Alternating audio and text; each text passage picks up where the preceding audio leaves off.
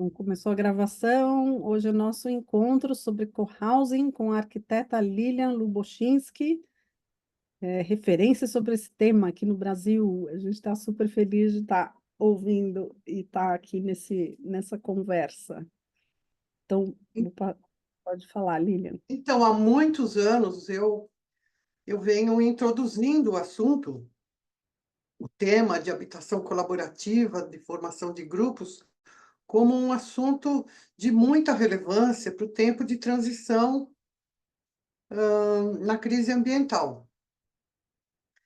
Eu sabia, eu demorei bastante tempo para falar em co-housing como uma solução de habitação para o tempo da velhice, porque eu sabia que na hora que eu falasse isso, os velhos todos iam pular. E, de fato, isso aconteceu. Então, eu vou começar a falar, mas eu vou voltar para essa digressão de comunidade. Talvez valha a pena até eu explicar um pouquinho aqui, antes de entrar no PowerPoint, porque, assim, a ideia de poder, eu vou entrar mais profundamente no assunto depois, a ideia da gente poder somar e formar habitações colaborativas, formar uma outra maneira de ocupar a superfície do planeta, né? Ou sei lá, dentro, túneis, ou o que for, ela tem a ver com uma capacidade de lidar com situações desafiadoras e muito difíceis que estão se aproximando, porque a ideia é da gente conseguir alcançar uma inteligência coletiva. Eu vou explicar. E a inteligência coletiva ela é um pouco maior do que ela é maior do que a inteligência individual.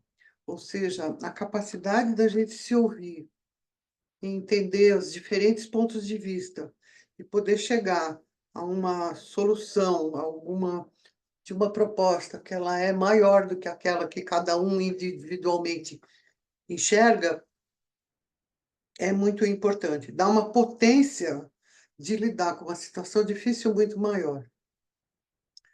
Então, se a gente usar um pouco de conceito de lógica, claro que nós estamos falando de uma situação difícil e de uma organização social e ambiental e de habitação que aumenta a nossa potência de resolver as questões que aparecem. E no caso, de fato, como solução para o tempo da velhice, é uma, é uma, é um caso particular de uma situação difícil. Então, é um caso particular, porque é um caso que, na sociedade onde a gente vive, as únicas ofertas de cuidados que existem a partir de um patamar de necessidade que eventualmente acontece, elas são muito inadequadas para a subjetividade para quem nós somos hoje. São instituições totalitárias, que obrigam a pessoa a se adequar a horários, a maneira de comer. Então, elas são, assim, se a gente pensar hoje em casa de repouso, é completamente, assim, fora daquilo que a nossa subjetividade hoje demanda. Então, eu vou explicar um pouquinho da dinâmica, do que acontece dessa habitação colaborativa. Claro que ela é uma visão que ela tem duas características, eu vou mostrar isso um pouco melhor. Ela tem uma característica física, e aí entro eu como arquiteta, que são ordenamentos espaciais diferentes daqueles que existem hoje, né? Hoje, a gente vive numa estrutura edificada que ela é muito adequada para famílias nucleares com crianças, papai, mamãe, filhinhos. E é desenhado para isso, e tudo bem, que é voltada para si, para o tempo de criar os filhos, uma densidade maior ou menor, nas grandes cidades a densidade é maior, e essa estrutura mudou e se transformou, então é muito difícil você... A própria subjetividade da parte da população que, em geral, assume esse aspecto dos cuidados, que são as mulheres,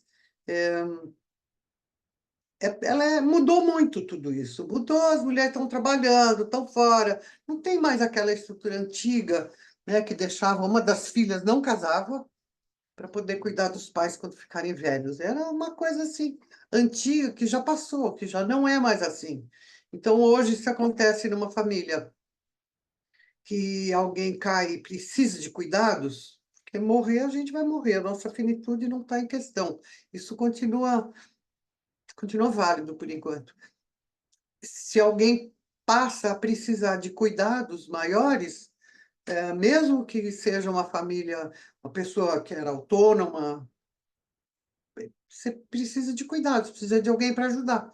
Então, o que a sociedade dentro da qual a gente vive oferece é muito inadequado e torna as pessoas muito infelizes. Então, o cohousing entra como uma solução muito boa para os cuidados, não só no tempo da velhice, mas no tempo da infância também, mãe solo, famílias onde tem que as pessoas se ajudarem mutuamente. Então, é um ordenamento muito parecido com aldeias. Vamos passar lá para o PowerPoint e vocês podem me interromper quando vocês quiserem, tá bom? Por favor. Deixa eu ir para. Nossa, que dano. Aqui, slideshow. Muito bem.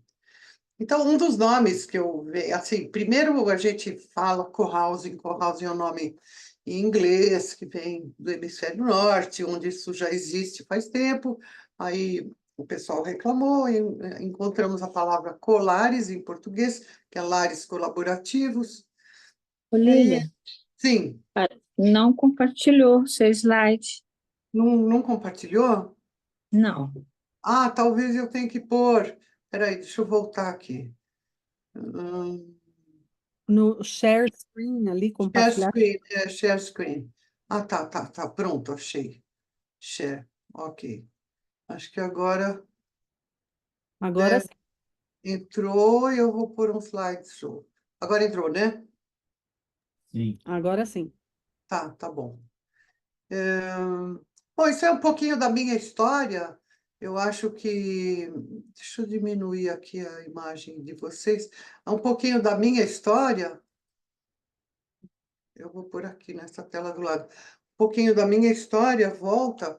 Eu morei um tempo no kibbutz, que era uma comunidade, né? Eu catava aqui, quando eu estava catando maçãs, e aqui quando eu estava dando vacinas para galinhas.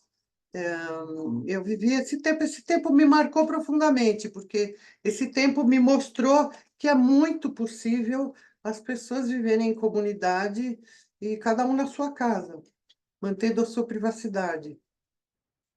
Então, e eu vi uma infância muito feliz e uma velhice muito feliz. Então, o que que eu acabei achando, né?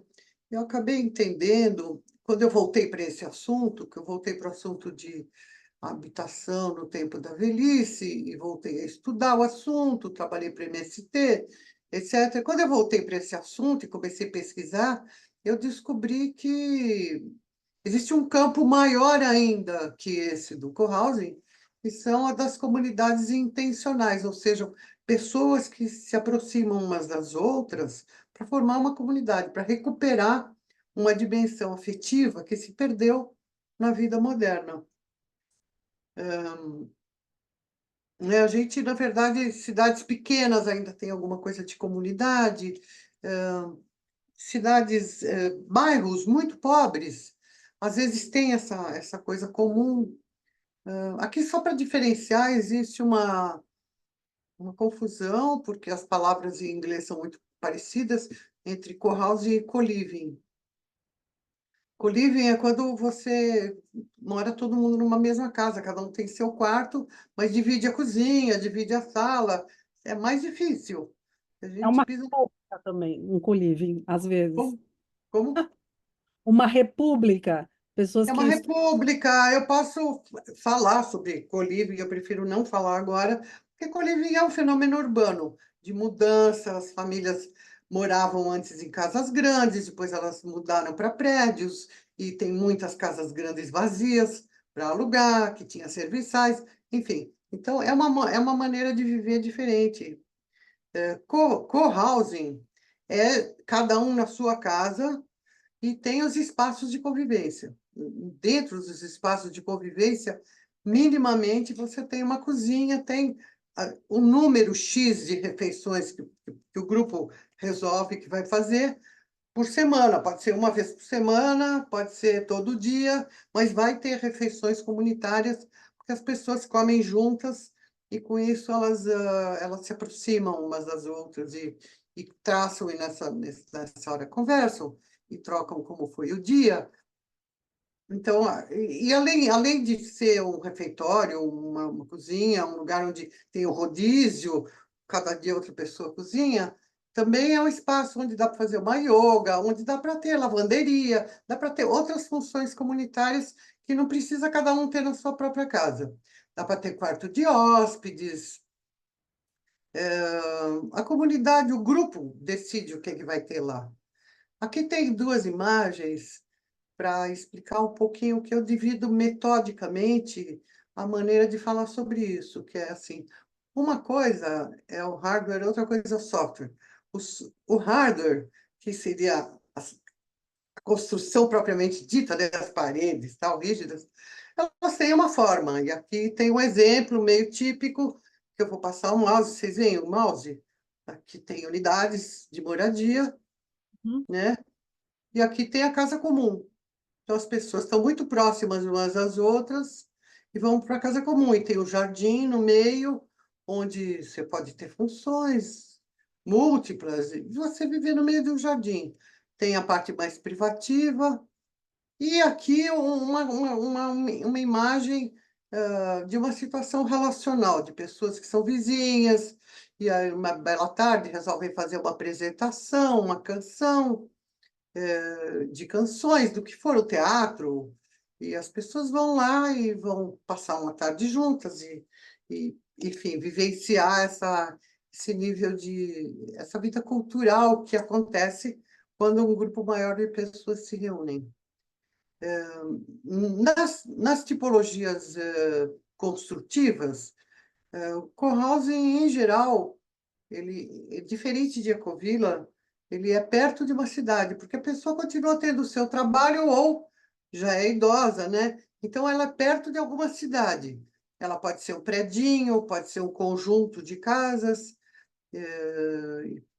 pode ser. Vocês sabem que isso daqui me encantou. Isso não é fotografia de um cohousing. Curioso, eu procurei. É simplesmente um prédio muito simpático que poderia ser um cohousing. Mas, em geral, assim, é um conjunto, as pessoas moram relativamente perto da cidade, para poder continuar trabalhando, indo e vindo, tem o estacionamento, que põe o carro ali, e convivem. O grande desafio tem a ver com a convivência. Aqui são imagens de uma casa comum, né, uma reunião, ali do lado direito, eu que fotografei essa imagem, é o lugar da entrada, onde fica a cozinha, e tem anúncios e avisos, e aqui as pessoas deixam o livro, emprestaram de uma, emprestaram de outra, ovos que são entregues por alguém que produz, enfim, é um lugar que todo mundo passa de manhã ou à noite para receber. É o lugar das caixas do correio, que hoje já não perderam suas funções. Esse Antigamente tinha. é um cohousing nos Estados Unidos, esse daí, que você Esse daqui é em Nevada City, na viu. Califórnia. Sim, sim. Essa imagem aqui do lado esquerdo é uma imagem da entrada para uma unidade particular, para um apartamento, num cohousing para idosos. São duas fotografias que eu tirei, e as pessoas podem ficar sentadas na frente da casa para cruzar, enquanto o outro está chegando, está indo lá, para justamente suprir essa questão da solidão que acontece quando a pessoa envelhece, se aposenta, os filhos vão embora, tem um problema grave de solidão, que ele fica mais grave quando a pessoa é mais velha, mas é um problema grave de modo geral na grande cidade. E aqui só uma imagem de rua, de ruela, né? É um caminho de uma aldeia, né? O carro não passa aqui. Na verdade, não é para o carro passar. O carro de incêndio pode passar aqui, para apagar fogo, por exemplo. Carro, sabe, o carro de socorro, a gente cuida disso do projeto para que isso se mantenha. Essa faixinha está aparecendo aqui? Não, não, né? Muito bem, tem vários tipos. Lilian, Ah, foi você que fez o projeto dessa casa que você mostrou agora? não, não, não. São coisas que existem nos Estados Unidos. E não, nunca projetei um cohousing. Ainda não. Existem vários tipos, em geral, quando a gente pensa em mudanças climáticas, a gente pensa em recuperar a comunidade, a gente pensa em voltar a conviver perto uns dos outros, a gente pensa num cohousing intergeracional. O que que é um cohousing intergeracional? É um cohousing que tem crianças também, que não é um cohousing só para uma idade determinada. Em geral, as pessoas, os grupos se formam, são pessoas planejando a sua velhice, e o desejo das pessoas é sempre o desejo de que seja um conjunto intergeracional. Mas é difícil de realizar isso, porque os jovens têm menos dinheiro, porque talvez com as emergências climáticas isso aconteça um pouco mais.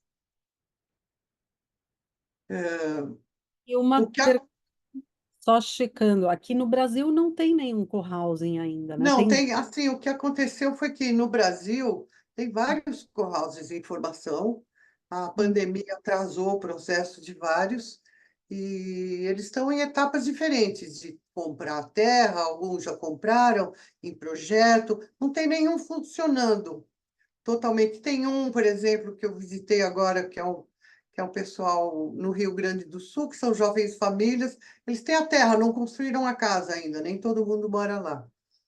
Então, não tem nenhum integralmente funcionando, né? Essa é uma imagem de um senior co-housing, ou seja, um co-housing para o tempo da velhice, que intuitivamente eu posso até, me chamam para escrever sobre isso, sobre gerontologia, apesar de eu ser arquiteta. Você tem uma coisa, você tem uma geração, minha geração já está vivendo até 90, 100 anos de idade, né? E você fala, o que que eu faço com tanto tempo pela frente? E se eu levar um tombo e precisar de ajuda, ou se eu ficar de saco cheio, como agora eu estou numa época de saco cheio, não quero cozinhar nada, sabe? Eu posso dividir isso entre as pessoas e visitar umas às outras. Isso acontece, né? Tem uma frase que é meio... Gente, esse cara está usando uma roupa de Palestina? Não, parece, mas não é. Isso é uma casa comum que fala saindo da solidão sem perder a privacidade, que é uma coisa muito importante. Então, eu vou falar agora de alguns valores que têm a ver com o software, que são, na verdade, a condição para a gente morar perto uns dos outros. Porque se eu perguntar para vocês, por exemplo, que moram, cada um mora na sua casa, não seria uma coisa boa se desse para a casa da gente, para levantar a casa da gente e pôr ela de vizinho, ter perto pessoas que você confia, que você conhece, pessoas que estão perto, sabe, que abre a porta e você não precisa nem pôr a chave, e as pessoas vão cuidar de você. No, na questão da velhice, o que acaba acontecendo é que, eventualmente, a pessoa precisa deixar a ajuda e o cuidado chegar na própria intimidade da pessoa, né, num limite, né? A gente é ativo, a gente vai fazer ginástica, a gente come integral, etc. Vai para lá, vai para cá. Tem momentos que a pessoa eventualmente precisa de alguém que ajude a dar um banho, ou que ajude a se vestir. E aí a comunidade não dá conta, ela contrata alguém de fora. Mas esse alguém pode cuidar de várias pessoas diferentes, né?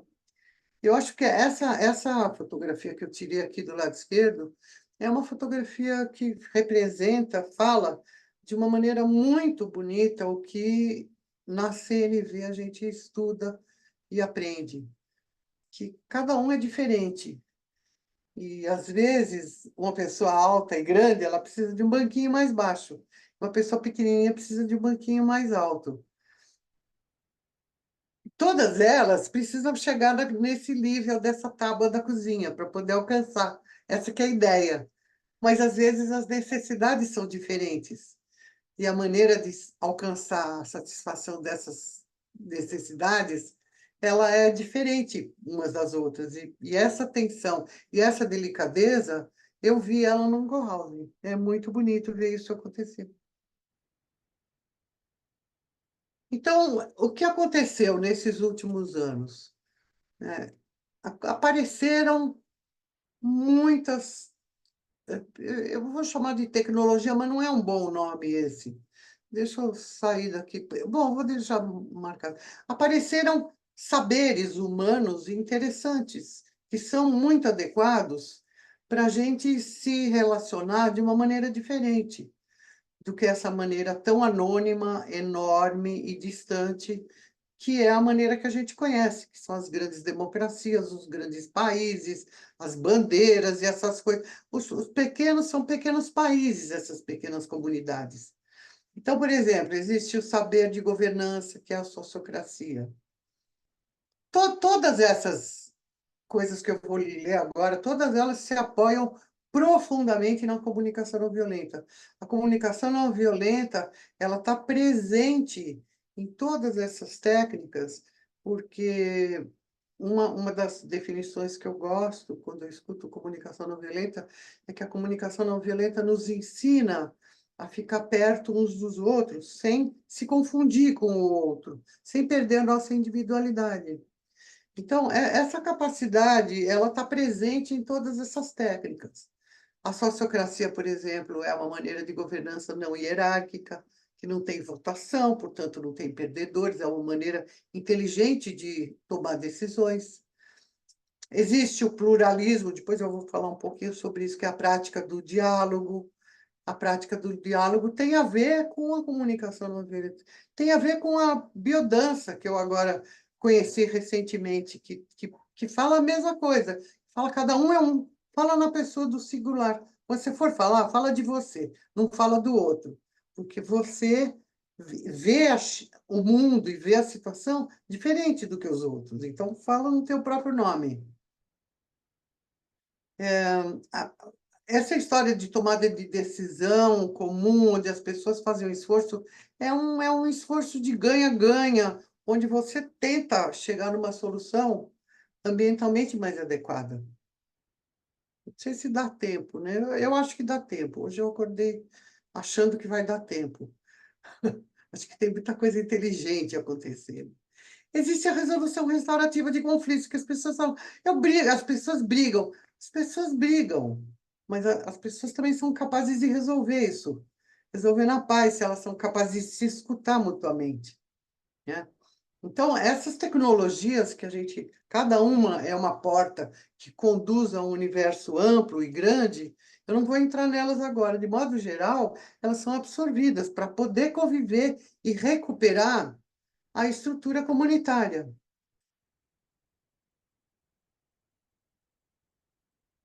Esse slide fala um pouco do formato da propriedade. E co-housing tipicamente é um condomínio, cada um tem a sua casa, que é uma propriedade particular, ou seja, depois enfim, tem sutilezas diferentes, e eu também sou proprietário ideal das cotas de bens comuns. Então, se tem um jardim no meio, o jardim é meu também, assim como ele é seu, teu, do outro, e do outro, ele é nosso. E a gente cuida dele de uma maneira comum. E ele pode ter várias formas diferentes, né? Esse daqui é um esquema simpático que os espanhóis desenharam. Como nasce um co-housing? É uma boa pergunta. O co-housing, em geral, nasce porque tem um grupo de pessoas interessadas, e tem muita gente interessada. Como é que a gente atravessa esse bloqueio de passar de ser um grupo de pessoas interessadas até um projeto, onde o projeto é participativo? É um grande desafio, porque a gente precisa encontrar a terra e ver onde fica essa terra e como faz para comprar a tal da terra. Ele pode funcionar como um empreendimento. E eu tenho visto isso acontecer ultimamente, né? Eu vejo pessoas que falam, deixa eu parar aqui, depois eu vou para o outro. Tem gente que me procura e fala, olha, eu tenho terreno e eu quero investir.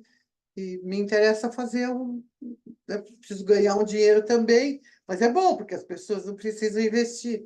Então, você tem variáveis diferentes de poder viver nesse tempo que a gente está, de ter capacidades de investimento diferentes, diversas.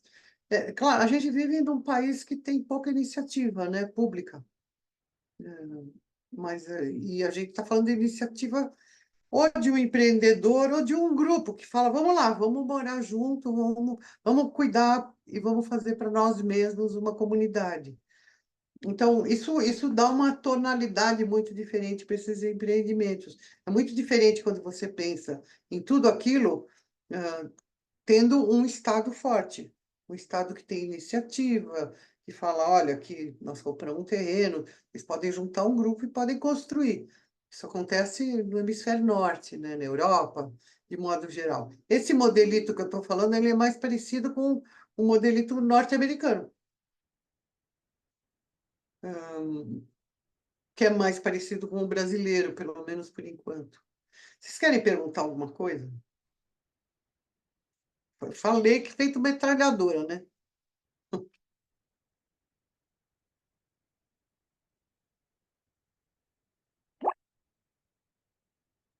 Oi. Todo mundo está com o microfone fechado. Eu vou perguntar. Tá. Uma das coisas que eu tenho entendido que é um desafio, que tem sido um desafio, é as pessoas compreenderem que não se come, assim, que é complicado começar pela compra concreta, pela construção concreta e depois imaginar a comunidade. Ao mesmo tempo, é a cultura prevalente, é o que mais ajuda as pessoas a ancorarem a ideia. Sim, E ao mesmo tempo, tem uma coisa dos processos do cohousing que muitos deles começam com imaginar a comunidade, e decidir coisas relacionais e regras juntos antes de partir para o concreto, desses cohousings que já existem, né? Então, tem uma tensão entre dessas coisas, né? sim. Né? Tem uma tensão, e eu acrescentaria nessa tensão uma outra tensão que eu tenho testemunhado, que é uma expectativa das pessoas já terem alguma relação afetiva entre elas. E na minha avaliação, porque assim, na maioria dos grupos de co-housing, não é que a pessoa fala, eu vou, agora vem meus amigos, eu vou chamar eles. Ou desde sempre eu falava para os meus amigos, vamos envelhecer todo mundo junto, e todo mundo acha a ideia legal. Não, o que eu vejo é que, como cada um tem a sua casa, e cada um é cada unidade familiar tem a sua casa, eh, você pode voltar para casa. E culturalmente, eu não estou propondo uma construção de comunidades onde existe muita diferença entre as pessoas, por exemplo. Eu não vou falar para a gente montar agora uma comunidade com indígenas, por exemplo, que tem uma maneira de viver muito diferente. Eu estou falando de pessoas como nós, que estamos aqui presentes, né? A Juliana conta o que ela faz, a Valdez não contou, mas assim, eu sei o que é. Se eu te falar o que eu faço, você também sabe o que é. A gente não está falando uma coisa muito diferente. Nós estamos todos num grupo aqui, é um ambiente de comunicação não violenta, uma tentativa de formar uma comunidade que tem esses valores em comum. Então, isso tudo é uma base muito forte, muito firme. Né? Então, sim, é verdade, tem as expectativas. É bem difícil fazer esse salto, Yuri. Eu acho bem complicado. Mas, em geral, os grupos têm alguma coisa em comum que fazem com que eles se aproximem. E muitas vezes os grupos começam muito grandes e depois eles viram uma coisa muito pequena. E muitos saem e poucos ficam. Em geral, é um fenômeno de mulheres, porque as mulheres entendem essa dinâmica do cuidado de uma maneira um pouco mais fácil do que os homens atualmente. Então, é mais rápido. Nos grupos, tem uma presença muito grande de mulheres. Que horas são? Nós estamos fechando quase 1 hora. Eu não sei se eu entro no outro PowerPoint, a gente pode deixar ele para quando quiser, se quiser se aprofundar. Eu estou vendo que vocês estão super quietas, ninguém está fazendo pergunta. Mas Então, você quer ouvir, talvez, talvez não tem perguntas, mas talvez tem reflexões, assim, do como está chegando, sim, ouvir o que você compartilhou até agora, que foi bastante coisa e muita coisa super interessante. Então, de repente, você quer checar, ver se alguém quer compartilhar alguma coisa eu quero ouvir. Eu Porque estou assim, supondo que parte desse silêncio é cada um tá assim viajando, pensando nas coisas, deve ser imaginando que e dá uma pensando. enxurrada na cabeça. Sim, sim, sim. Ai, eu tô quietinha aqui porque para mim, assim, me chega como uma coisa tão impossível, Lília. E assim, eu fiquei com bastante dúvidas se o que você trouxe está assim em plano, se está assim a nível de ideias, ou se tem alguma coisa assim na prática já acontecendo. Fiquei também assim pensando que para caminhar para essa comunidade, para essa construção, de que deva existir, tenha que existir um líder, alguém que vá fazer esse movimento, né? E, nossa, assim, para mim chega como uma coisa assim, meio impossível. E se realmente começa com as ideias, se começa com a matéria, para mim é bem assim, utópico, digamos assim. É bem complexo mesmo, porque nós não estamos falando de uma transformação pequena, nós estamos falando de uma transformação grande. E quando você fala de um líder, é curioso, né? Eu vi em cada um dos grupos a importância da existência de algum líder. No entanto, a proposta de governança, de sociocracia, é uma proposta horizontal, não hierárquica, onde esse líder depois desaparece. Então, assim, não é uma ideia simples. Por isso que não está cheio de co-housing por aí. Mas eles estão se formando no Brasil, e fora do Brasil eles existem há muitos anos. São maneiras, eu posso contar que a origem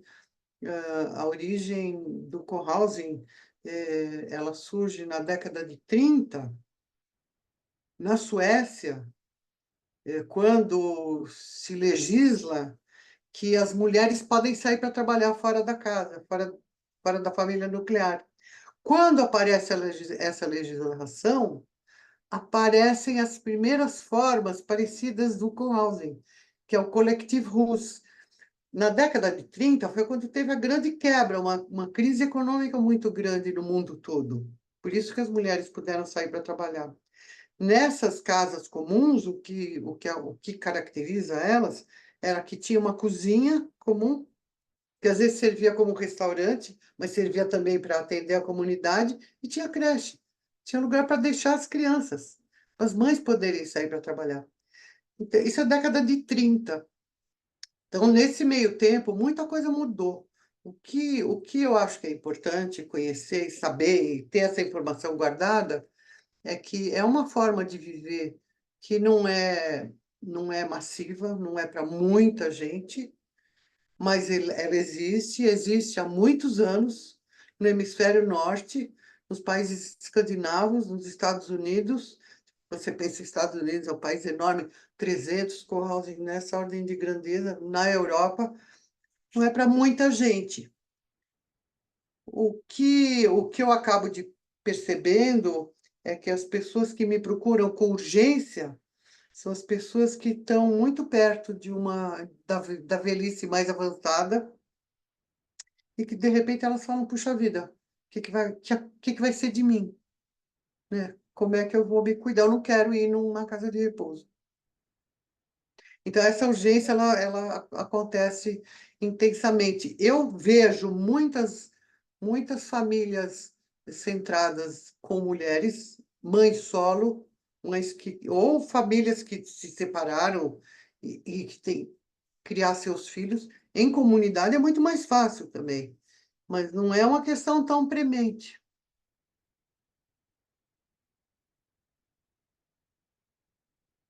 Então é isso, gente.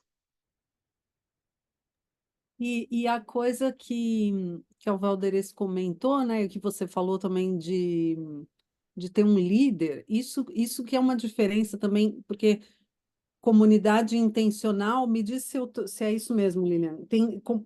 Comunidade intencional é um grupo grande de coisas. Então, pode ter, por exemplo, uma comunidade espiritual, que tem lá um líder espiritual e todo mundo mora em volta. Isso é um tipo de organização que é uma comunidade intencional também. Sim, sim, Não chama cohousing. Não tem essa característica do cohousing que é horizontal e não hierárquica. Não é sim. centrar em uma figura carismática ou uma figura que está acima dos outros. Eu É acho que como um sim, eu domínio. acho que a pergunta da Valdereza, eu acho que ela falou de outra coisa. Ela falou, para que um grupo consiga realizar uma co-housing, um Colares desse jeito que eu estava falando, é bom que tenha uma liderança. E nesse sentido, eu acho que você tem razão. Tem alguém que organiza, que marca as horas e que sempre está ali presente. Eu vi isso nos grupos que se constituíram. Mas depois isso se dilui, porque quando você adota a sociocracia, tem um momento que esses grupos passam a rodiziar esse lugar de coordenação. Eu testemunhei isso acontecer num grupo em Florianópolis, onde tinha uma pessoa, a Beth, que organizava, era na casa dela, ela fazia a ata, ela marcava as reuniões, etc. Ela acabou de sair fora desse lugar. E agora começou a rodiziar. Tem um grupo no Rio de Janeiro que já tem o projeto pronto, que vão morar em Petrópolis. Eles são 5, 6 anos se reunindo e teve um determinado momento, estudaram sociocracia e passaram a rodiziar esse lugar de liderança. É um momento em que todo mundo assume a responsabilidade para que a coisa aconteça. Outro fenômeno é o que a Sandra está falando. De fato, existem comunidades religiosas que são em função de um líder. Nós não estamos falando desse tipo de modelito. É outra, tem outro nome, outra coisa que você obedece, o guru. Por exemplo, eu conheço várias pessoas que passaram por uma comunidade. ahn, Como é que chama aquele pessoal que faz meditação ativa que tem no Rio Grande do Sul? O pessoal vai lá, fica lá um tempo, ganha outro nome até, e volta, sabe? Tem um cara lá que. Você está falando do grupo Namastê? Isso mesmo. Estou falando do Grupo Namastê. Conheço um monte de gente que veio do Grupo Namastê, que tem outro nome, que passou por lá um tempo. Exatamente. Uhum, era voltado para as práticas do Osho. Oxo, exatamente. Isso que eu não conseguia lembrar.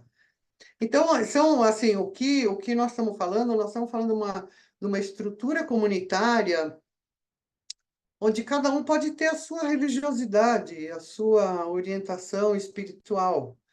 Você tem, por exemplo, o Lama Santen no budismo, né? Ele ocupa um lugar também lá no Rio Grande do Sul.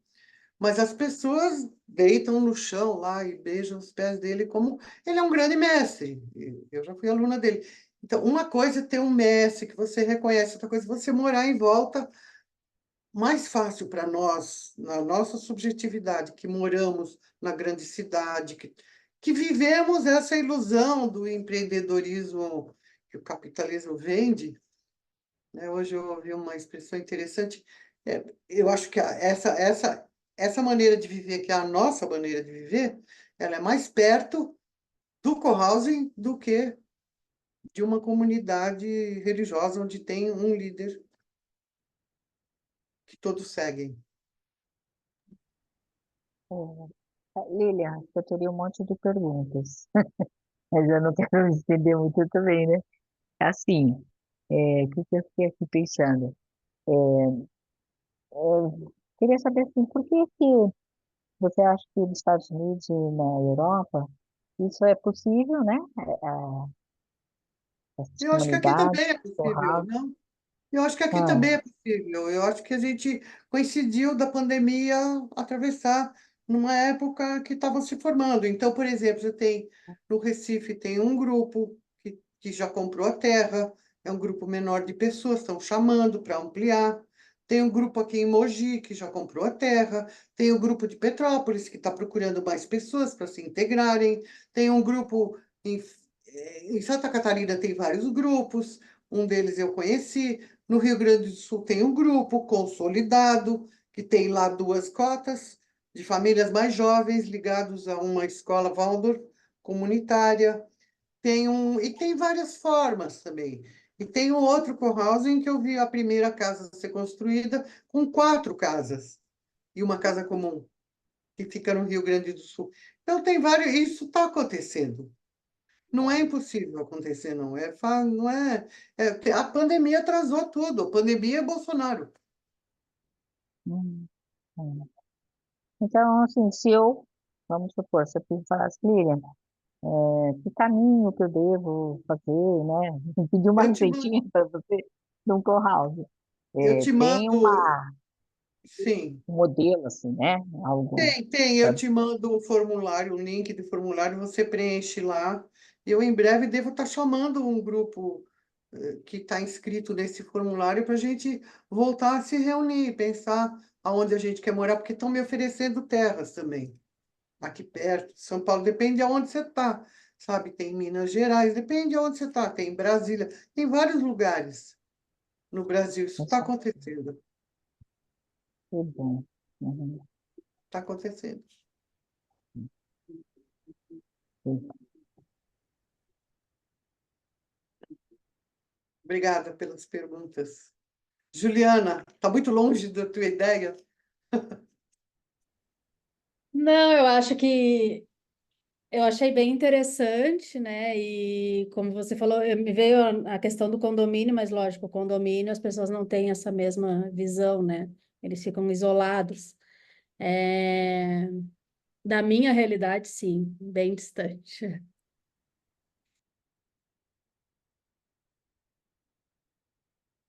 Então é isso, tem um monte de nuances e dá para aprofundar, maneiras de propriedade, os estatutos, como é que você deixa herança para os filhos, não deixa herança para os filhos, casal que se separa, como é que rola, sabe? Como é que é a continuidade disso? É bastante complexo, tem continuação. Mas isso foi um aperitivo, só para. Acho que todo mundo merece descansar um pouquinho. Aqueles dois ali. Legal. Eu tô,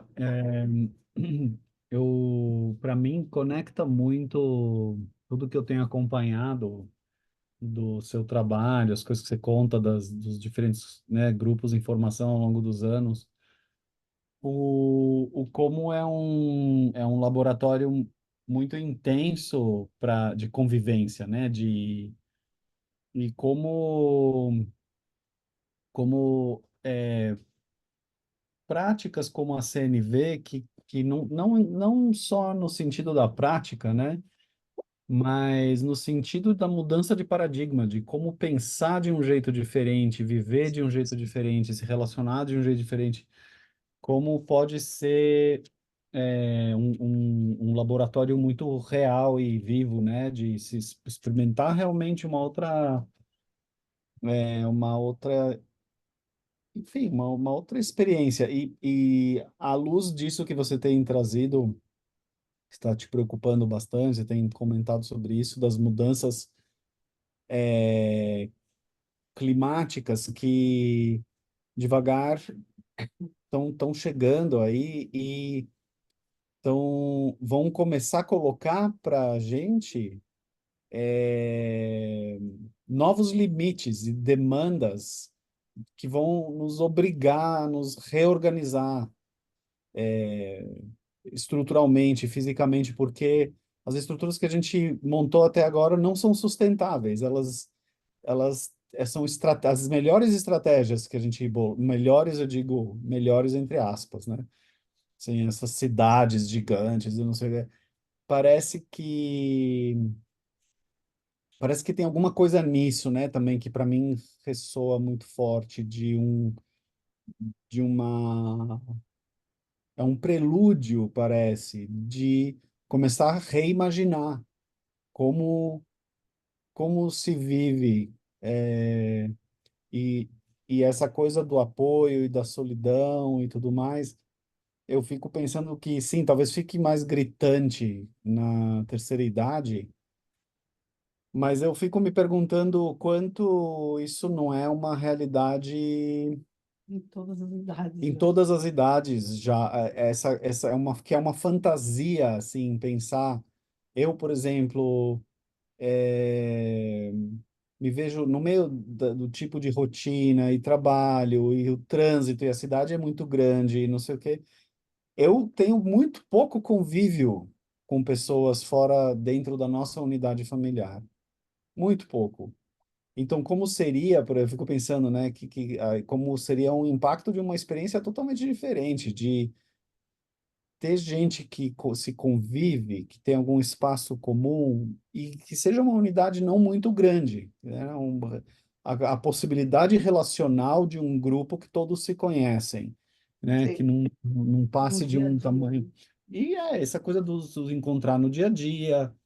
Parece que remete a experiências mais antigas de vizinhança, do vizinho, do contato pessoal que se verdade, tinha, mas que verdade. aqui eu vivo isso totalmente perdido. Eu não conheço os meus vizinhos, não sei quem são.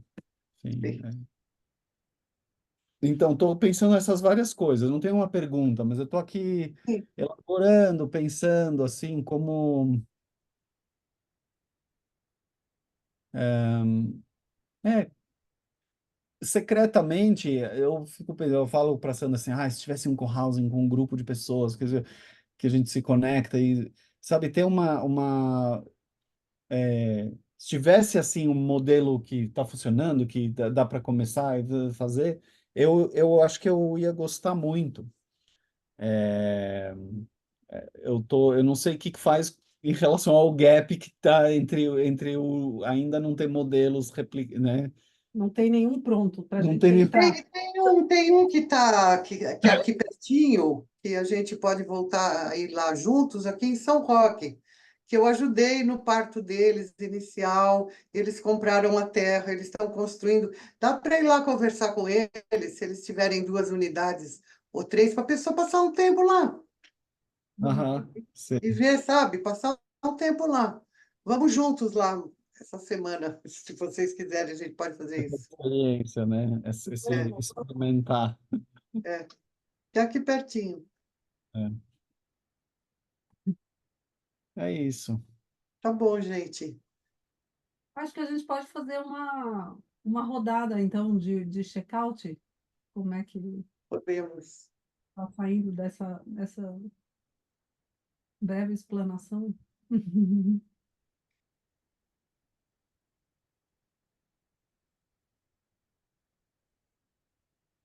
Deixa eu abrir aqui. Uhum. Eu acho que Eu, eu... Ah, eu, alguém já pode falar ali. eu vou falar, eu assisti hoje, eu venho assistindo praticamente todos os dias um jornal que passa no YouTube que chama Democracy Now! Eu tenho assistido por causa do conflito em Gaza, porque eu gosto muito, porque é um jornalismo muito honesto. E hoje teve um capítulo inteirinho dedicado ao aquecimento que está chegando no hemisfério norte e contam coisas muito assustadoras. Eu vou assistir de novo. Eu não consegui ouvir tudo até o fim, porque eu fiquei muito assustada com tudo que eu vi. Eu fiquei bem assustada. E é logo ali, assim. Então, eu quero dizer assim, Não é uma coisa, agora tá fresquinho, tá gostoso, dá para dormir bem agora, passou esse calorão. Assim, a gente não sabe do tempo que isso vai acontecer. E, e é bem assustador, bem assustador. Obrigada. Obrigada, Lilian. Eu saio com, e ouvindo que tem tantos se formando, assim, e tal, eu saio com esperança e vontade de conhecer mais, assim, os grupos, e porque tem, ao mesmo tempo, uma voz dentro de mim que fala, ai, dá muito trabalho, ai, que preguiça, lidar com as pessoas, ai, que desafiador, tem essa coisa, né, assim, de que, e não é questão de lidar com as pessoas, eu acho que é o começar é difícil, porque a gente visitou, a gente tem um casal de amigos nos Estados Unidos que eles vivem num cohousing há 20 anos, né? O David e a. Ele é professor de mais, comunicação não violenta, até. mais 30 anos. 30 anos. Eles fundaram esse cohousing que existe há 30 anos. E a gente visita lá e é maravilhoso, mas é um negócio que existe há 30 anos. Então as pessoas estão lá, tem pessoas que estão lá há 30 anos, tem pessoas novas que chegaram, outras foram embora e outras vão chegando, e é assim mesmo, mas é um negócio que está estabelecido. Eles têm as reuniões, eles têm as coisas, coisa Tem a funciona. refeição semanal. Tem Assim, refeição semanal, a gente conheceu as pessoas, foi uma delícia. Agora, começar uma coisa, a gente participou, eu participei 1 ano e meio, né, de um grupo que estava querendo formar um co-housing. Parece que é um negócio que não sai do lugar, difícil, porque ninguém sabe direito o que que é, como é que vai ser, e cada um viaja no seu pote de maionese, como dizia um professor nosso, cada um imaginando que é uma coisa, mas ninguém realmente, assim, difícil. Então, essa experiência que eu tive, eu acho que foi desafiadora de como é difícil ser pioneiro, acho que é isso que eu estou querendo dizer. Começar um negócio que não tem muita referência. Aqui, né? Aqui no Brasil não tem muita referência. E não é não é fácil, ah, eu vou dar um pulinho ali nos Estados Unidos para ver como é. Ah, eu vou dar um pulinho na Europa para, né? Não é uma coisa tão, sei lá, acessível, né?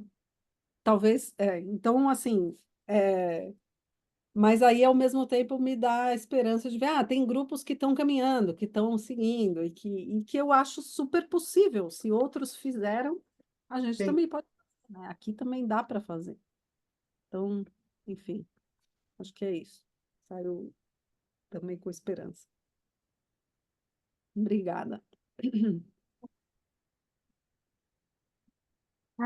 Eu acho que eu saio assim como você, Sandra. Ao mesmo tempo, é assim, com esperança, né? Mas achando que, com vontade de engajar, mas achando que se eu me engajar, eu sei que eu vou trazer muita responsabilidade para mim, porque eu acho também que tem muita essa coisa de patinar, e eu tenho esse meu lado, assim, de querer acontecer, de querer concretizar, e eu já fico pensando nos embates, sabe? Então, realmente dá uma preguiça, dá um medinho, dá um cansaço, dá uma vontade de ficar parado, deixar como tá, sabe? Mas ao mesmo tempo também com vontade de caminhar nisso aí, né? Fazer isso acontecer, mas meio perdida, assim, de não ter um norte, assim, por onde, assim, tá começando, né? Ai, ai, eu saio, assim, meio um pouco frustrada, um pouco animada, mas um pouco frustrada, é difícil chegando mesmo. ali. Difícil.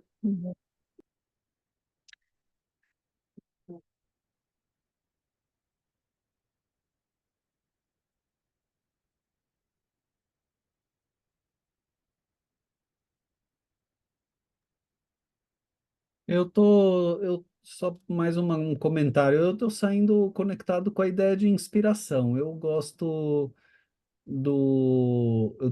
tem sido uma época muito difícil para mim em geral. Eu tenho notado o quanto é, é fácil ficar, fácil não, né? Mas eu digo como é difícil quando está impactado com olhar para o mundo e ver como tá dolorido tudo, tá difícil.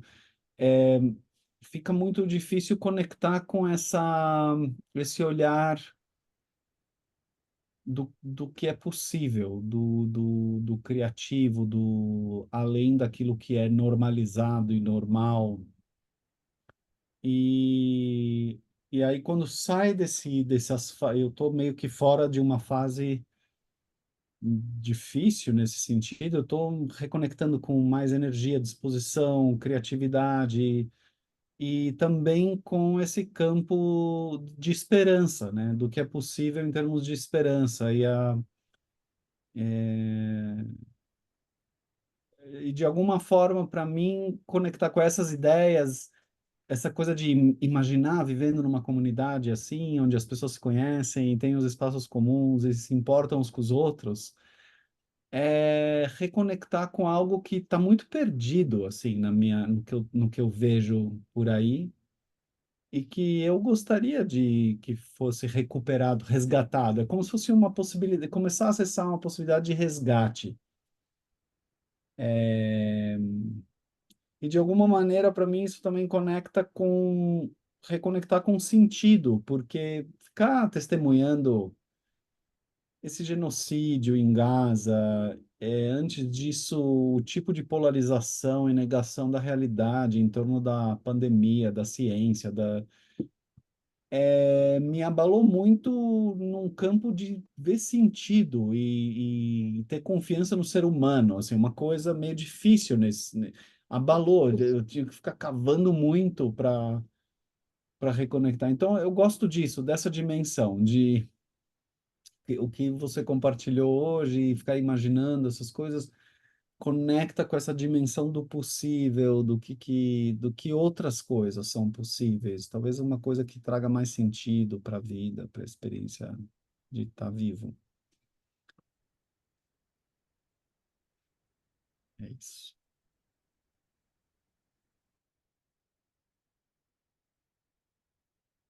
Mais alguém quer falar?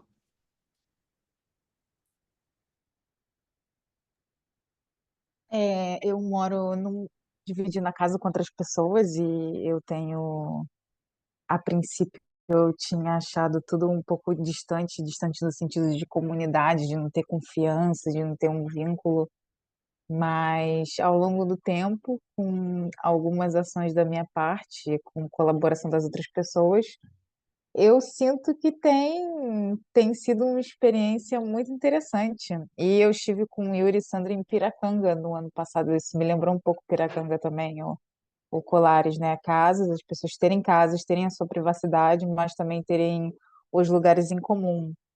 E, enfim, para mim faz bastante sentido. E eu espero viver assim os restos dos dias das minhas vidas.